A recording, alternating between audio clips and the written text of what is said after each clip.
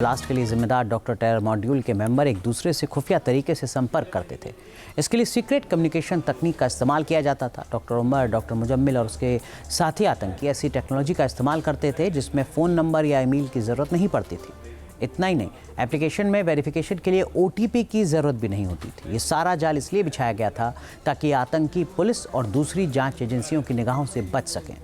5 applications के जरिए किस तरह इस टेरर नेटवर्क का कम्युनिकेशन होता था, इसकी पूरी पड़ताल करने के लिए हमारे संवाददाता राहुल डबास ने साइबर एक्सपर्ट अमित दुबे से बात की। पहले सेल फोन के ज़रिए, नेटवर्किंग के ज़रिए और लोकेशन के CDR के ज़रिए बहुत आसानी से अपराधियों का पता लगाया जा सकता था, लेकिन अब डॉक्टर मॉड्यूल जिस तरीके से सामने निकल के आया है वो ऐसे एप्लीकेशन का इस्तेमाल कर रहे हैं जिसको पकड़ना बेहद मुश्किल हो रहा है, ख़ासतौर पर जांच एजेंसियों से लेकर के खुफिया एजेंसियों तक। 4 तरह के एप्लीकेशंस और उसमें VPN को जोड़ दीजिए, यानी आपके IP एड्रेस को ऑल्टर किया जा सकता है। आप दिल्ली में बैठ कर के दुबई का IP एड्रेस दे सकते हैं, दुबई में बैठ कर के सीरिया का। और एप्लीकेशन ऐसी जिसके ज़रिए बहुत सारे चीज़ें की जा सकती है। बिरार की बात हो, सिग्नल की बात हो, एलिमेंट की बात हो और इस तरह की थ्रीमा की बात हो। हमारे साथ बात करने के लिए अमित दुबे जी हैं, साइबर एक्सपर्ट है देश के जाने माने। अमित जी, इन चारों एप्लीकेशंस की बात करें, जैसे आपने बिरार भी यहाँ पे खोली हुई है और एलिमेंट भी, कैसे ये काम करती थी, कैसे डॉक्टर मॉड्यूल्स का पता लगाना अभी तक खुफिया एजेंसियों के लिए और जाँच एजेंसियों के लिए मुश्किल रहा? देखिए, कुछ एप्लीकेशंस होती हैं जो इस तरह से डिज़ाइन होती हैं कि इसमें जो इसको इस्तेमाल कर रहा है उस तक पहुंचना मुश्किल होता है। इसमें सोर्स IP भी हिडन होता है, डेस्टिनेशन IP भी हिडन होता है। जैसे कि ब्रायर जो आप ऐप की बात कर रहे हैं, ये टॉर नेटवर्क पर चलती है, द अनियन राउटर प्रोटोकॉल पर, जो कि लेयर्ड कम्युनिकेशन होता है। इसमें आपको सर्वर और सोर्स दोनों का IP हिडन रहता है। तो ऐसे में आप इंफॉर्मेशन मांगे किससे, ये भी नहीं पता होता। और जो सोर्स है, आमतौर पर सर अगर बात की जाए फेसबुक की या फिर मेटा की, जितनी भी अपनी कंपनीज है, व्हाट्सएप की, तो सरकार मांग सकती है कि आप इसकी डिटेल्स दो।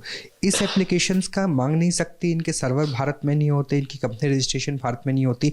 कैसे सरकार का इख्तियार ऐसी एप्लीकेशन पे ख़त्म हो जाता है? पहले तो इनके फीचर समझने की कोशिश करते हैं, चाहे वो ब्रायर हो, चाहे वो एलिमेंट हो, चाहे वो थ्रीमा हो, चाहे वो और भी इस तरह की एप्लीकेशंस हैं जो आपको एनोनिमिटी देती कैसे हैं, क्योंकि ना तो आपका मोबाइल नंबर इससे लिंक्ड है ना इधर ईमेल आईडी, दोनों ही लिंक नहीं होते। आपको इसमें अकाउंट क्रिएट करने के लिए मोबाइल नंबर या ईमेल आईडी की ज़रूरत नहीं होती। आप जब अकाउंट क्रिएट करते हो तो आपको एक की दी जाती है, कुछ 8 डिजिट की हो सकती है या बड़ी की हो सकती है। जैसे आप थ्रीमा पर जाएंगे तो आपको एक 8 डिजिट की रैंडम की मिल जाएगी, उस की से आप बात करते हैं। ये पब्लिक प्राइवेट की इनक्रिप्टेड कम्युनिकेशन होता है। इसमें चूँकि आप कुछ ऐसे प्रोटोकॉल भी हैं, जैसे स्पेशली ब्रायर के अंदर जो ट्रॉर प्रोटोकॉल है, तो इसमें सर्वर भी हिडन होता है। तो ऐसे में आप इन्फॉर्मेशन मांगेंगे किससे? तो ये इस डिज़ाइन ही एक डार्क वेब के पैटर्न पर डिज़ाइंड है ब्रायर ऐप। थ्रीमा अलग तरीके से डिज़ाइंड है, एलिमेंट अलग तरीके से डिज़ाइन है, पर इनका जो कोर फीचर है वो यही है कि जो यूज़र है उसकी आइडेंटिटी हिडन रहे, उस तक लोग ना पहुंच पाए। तो सर इस एप्लीकेशन की बात करें, आपने कहा कि इसके सोर्स कोड तक नहीं पहुंचा जा सकता, IP एड्रेस सर्वर तक नहीं पहुंचा जा सकता, तो कैसे अलाउ हो जाती है ये एप्लीकेशन गूगल में, एंड्रॉयड में या iOS में चलना? देखिए, इनको फ्रीडम ऑफ स्पीच के नाम पे अलाउ होती है कि भाई लोगों को कम्युनिकेट करना है, क्योंकि आप सोशल कम्युनिकेशन तो नहीं कर सकते इस समय। जैसे कि मुझे यदि राहुल से बात करनी है तो राहुल को बताना पड़ेगा कि ये मेरा ID है। सो ये कुछ ग्रुप, सिक्योर ग्रुप के बीच में ही कम्युनिकेशन हो सकता है। ये एक व्हाट्सएप की तरह इस्तेमाल इसलिए नहीं हो सकती कि आपको किसी का नंबर पता है, आप सीधे मैसेज भेज सकते हो। यहाँ ऐसा नहीं हो सकता, क्योंकि वो नंबर पता होना भी तो ज़रूरी है। तो एक secure communication very secret group के बीच में हो सकता है, जिसके लिए ये इस्तेमाल होती है। इसका पर्पज़ ही इसी तरीके का है।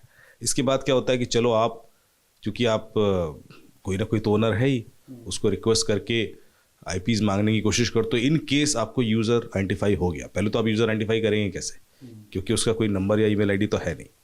आपने मोबाइल पकड़ा, उसके अंदर आपको एक हैंडल मिल गया, उस हैंडल के बेस पर, अच्छा इसमें मैसेज डिलीशन की भी फीचर्स होते हैं, तो मैसेज भी डिलीट हो जाते हैं। आप उस नंबर के बेस पे उससे लॉग मांगते हैं कि किस किस से कनेक्टेड है। वो किस किस से कनेक्टेड है कि इन्फॉर्मेशन भी कई बार आपको नहीं देंगे, क्योंकि वो टेम्प्रेरी स्टोर्ड होती है।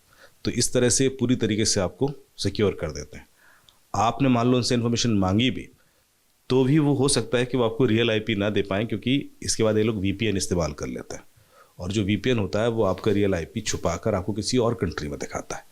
जैसे इसमें अगर एलिमेंट का भी एक बार जिक्र कर दे, जैसे इस एप्लीकेशन का आपने जिक्र किया, वो भी अगर आपके पास विंडो में खोली हो, वो किस तरीके से काम करती है? वो भी similar communicate on your terms, sovereign secure interoperable communications built on the matrix open standards.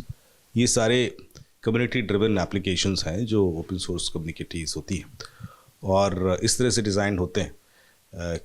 कई बार इनके अलग अलग प्रोप्राइटरी कम्युनिकेशन प्रोटोकॉल्स भी होते हैं ताकि आप इनको क्रैक ना कर सकें, लेकिन जो कोर चीज़ है वो वही है कि एंड टू एंड एन्क्रिप्टेड रखना, सर्वर पर डिटेल्स नहीं रखना, कोई बैकअप का प्रोविज़न नहीं रखना, और कई बार इसमें इनबिल्ट वीपीएन्स भी होते हैं प्रोविजंस कि आपको एक अलग से वीपीएन इस्तेमाल करने की ज़रूरत नहीं है, इसी के अंदर वीपीएन है तो ये आपका आईपी भी स्विच कर देगा। सर ये चारों एप्लीकेशंस तो ऐसी है जो लेसर नोन है, लेकिन कई जगह ये आया कि टेलीग्राम के ज़रिए भी चैट की जाती थी और वो जम्मू कश्मीर और दिल्ली के बीच में उसमें कुछ वीडियोस भेजे गए बम बनाने को लेकर के, जिहादी किस्म के वीडियोस ISIS खुरासान मॉड्यूल से भी आए।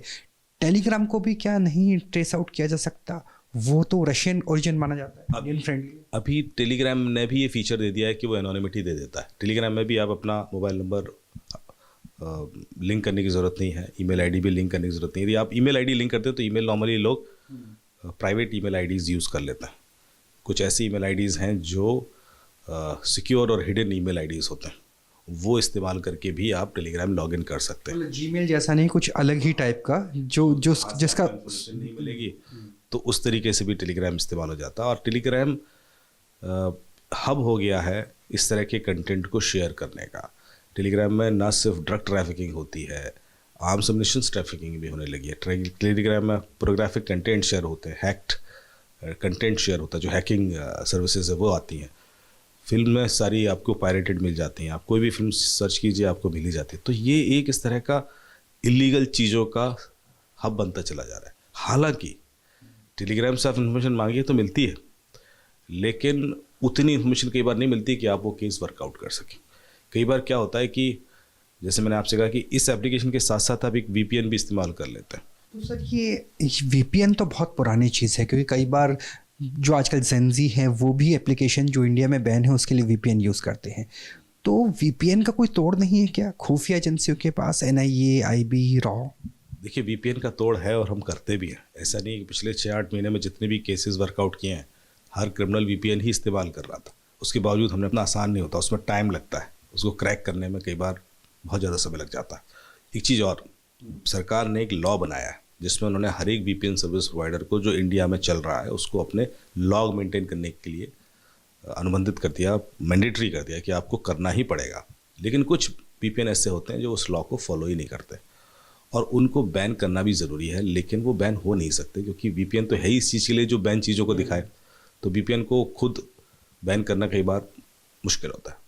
तो देखिए कि 4 तरह की एप्लीकेशन, उन एप्लीकेशन में आपके मोबाइल नंबर को लिंक करने की ज़रूरत नहीं, ईमेल आईडी को लिंक करने की ज़रूरत नहीं, यहाँ तक कि आपका रिसीवर जैसे ही मैसेज पढ़ेगा, मैसेज अपने आप डिलीट हो जाएगा, छूमंतर हो जाएगा, और वो भी इतने इनक्रिप्टेड फॉर्म में कि कई बार उस एप्लीकेशन की वो भी नहीं पता होगा कि आपने दरअसल क्या चैट किया। उसके ऊपर से अगर VPN को लगा दीजिए तो ऐसा लगेगा कि आप इस वक्त नोएडा या दिल्ली NCR में नहीं, फरीदाबाद में नहीं, बल्कि पाकिस्तान में बैठ करके इस पूरी चीज़ों को अंजाम दे रहे हैं। लिहाजा यही वो तकनीक है जिस तकनीक से अभी तक डॉक्टर मॉड्यूल खुफिया और सुरक्षा एजेंसियों से बचा रहा, लेकिन अब इस तकनीक की ही सिरे को पकड़ के, चाहे पुराने जो पानी में पड़े हुए फ़ोन थे उन्हें निकाल कर उसके डाटा को रिकवर करके इसी से उस तमाम सिरों को जोड़ा जा रहा है, जिससे उस पटकथा का पता चल सके कि डॉक्टर मॉड्यूल के लोग, उनके एजेंट्स, उनके ओवरग्राउंड वर्कर, उनके स्लीपर सेल कहाँ कहाँ छुपे हुए हैं और क्या फ्यूचर प्लानिंग की रेडीनेस नज़र आती है। कौन कौन से अंतर्राष्ट्रीय देश हैं जो उसके पीछे नज़र आते हैं, चाहे वो तुर्की हो, पाकिस्तान हो, बांग्लादेश हो या अफ़गानिस्तान या फिर दुबई के चैनल से जो फंडिंग है वो जुटाई जा रही हो। कैमरा सहयोगी संजय शर्मा के साथ राहुल डवास, न्यूज़ नेशन, नोएडा।